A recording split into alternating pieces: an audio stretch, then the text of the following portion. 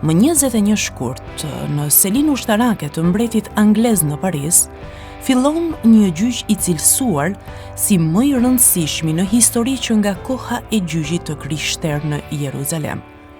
Gjykohet Jeanne d'Arc, një vajzë fshatare në Francën mesjetare, adoleshente, analfabete, me besim se Perëndia e kishte zgjedhur për të udhëhequr vendin në luftën për çlirim nga Anglia. Lufta, që do zgjashte 100 vjet, filloi kur Henry V i Anglisë sulmoi Francën, pasi mendonte se princi francez i kurorës, Charles, ishte i palitshëm. Jeanne d'Arc ishte 17 vjeç, pas një përgatitje ushtarake, kur e bindi princin Charles për ta lejuar të udhëhiqte sulmin për çlirimin e Orleansit. Nga dëshpërimi pas një shpresë përfitore, princi nuk kishte ç'të humbiste dhe ia dha komandën. Jeanne d'Arc, për habinë të gjithëve, e fitoi betejën. Dhe princi Charles u bë mbreti i Francës dhe Jeanne d'Arc u bë e njohur si bija e Orleansit. Pastaj ajo kërkoi që ofensiva të vazhdonte, por gjeneralët nuk donin, dhe për ta hequr qafe, i dorëzuan pabesisht forcave kundërshtare që e gjykuan për magji, e dënuar për herezi në vitin 1431 e dogjën në turën e druve.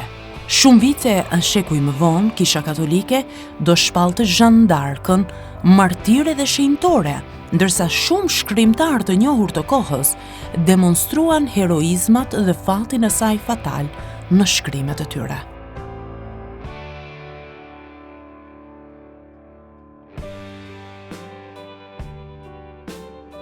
Njëzet e një shkurti vitit 1885 është një datë e shënuar në historinë e Shteteve të Bashkuara të Amerikës.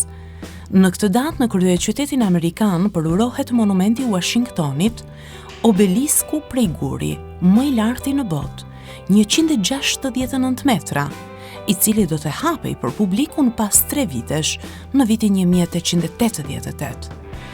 Vetëm ndërtimi i strukturës gjati me ndërprerje punimesh sigurisht 36 vjet. Obelisku Washington, për nder të presidentit të parë të Shteteve të Bashkuara, u projektua nga Robert Mills, i cili ndroi jetë 2 javë pas ceremonisë së përurimit, më 3 mars të vitit 1885.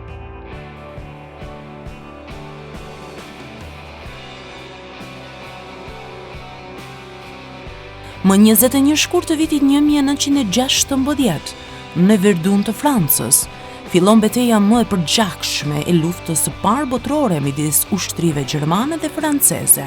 Një rivlerësim në vitin 2000 gjeti se nga 715.000 viktima, 377.000 ishin francez dhe 337.000 gjerman, me një mesatare prej 70.000 viktima për çdo muaj të betejës. Beteja e Verdunit ka përfunduar më 18 dhjetor të vitit 1916 dhe sipas një rivlerësimi të fundit, thonë se numri i viktimave ka arritur në 976.000.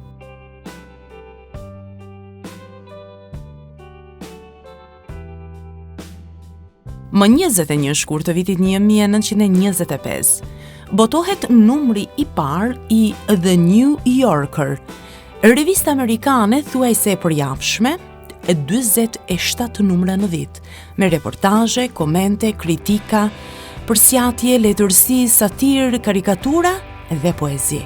Edhe pse komentet e reportazhet shpesh përqendroheshin në jetën kulturore të New Yorkut, revista në fakt ka një audiencë të gjerë në mbar Amerikën.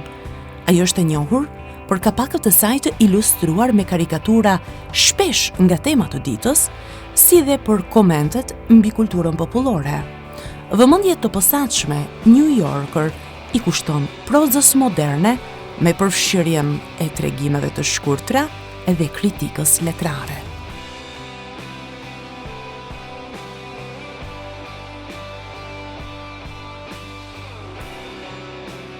Më 21 shkurt të vitit 1914, ka lindur shkrimtari i shquar Andrea Varfi. Krijimtaria letrare e varfit ka nisur në vitet 30, së bashku me shkrimtar të tjerë të kohës si Nonda Bulka, Alex Çaçi, Dimitër Shuteriqi, Stereospas Migjeni, që i sollën një hap cilësor letërsisë së kohës. Në fakt, gjatë kohës së luftës, mjaft poezi të varfit nëpërmjet kompozimeve të kohës hyn në fondin e këngës partizane dhe qytetes të kohës. Disa prej nesh i njohim besoj këngët partizane si Himni i ushtrisë, Dëshmori partizan, Kënga e dëshmorës partizane, Dëshmorëve.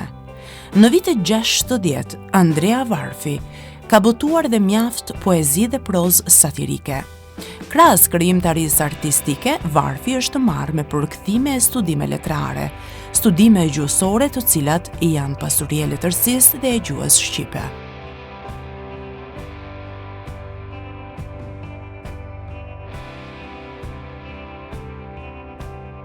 Në 21 shkurt të vitit 1902, është vrarë në një atentat Haxhi Zeka, luftëtar shqiptar.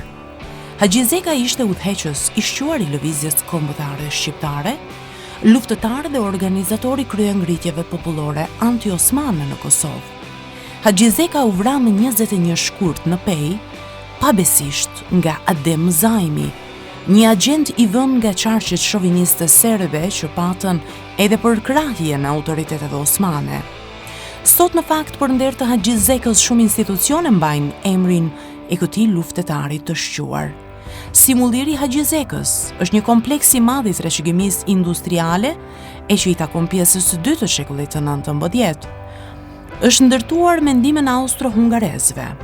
Kemi më pas Universitetin Publik Haxhi Zeka dhe themelimi është pasardhës i Fakultetit të Shkencave të Aplikuara në Biznes në qytetin e Pejës, sheshi Haxhi Zeka, që gjendet në qendër të qytetit të Pejës, e shumë institucione të tjera si Kulla e Pashës apo njohur edhe si Kulla Haxhi Zekës, murët e së cilës janë të përbëra me punime karakteristike të mjeshtërve shqiptar që i takojnë asaj kohe.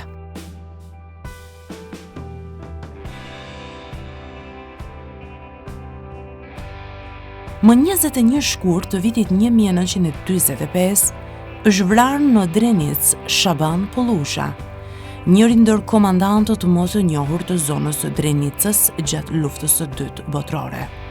Shaban Pollusha, rrithi nga një familje me gjendje ekonomike mesatare, nuk ishte i arsimuar, por si i ri u inkuadrua në jetën politike të cilën ja imponua në rrethanat dhe padrejtësitë e regjimeve pushtuese. U përball me bullgarë e austriak gjatë luftës së parë botërore dhe me regjimin e Jugosllavisë borgjeze. Gjatë mbretërisë jugoslave ishte i inkuadruar në jetën politike, kryetar e deputet, shpesh konfrontohej me qarqet e regjimit antipopullore dhe për një kohë u detyrua të kalojë në ilegalitet në Shqipëri. Shaban Pollusha njihet nga të gjithë si një hero i popullit, ai i cili i ka dhënë një shtys të gjitha lëvizjeve të cilat kanë të bëjnë me lirinë e shqiptarëve, sidomos atyre në Kosovë.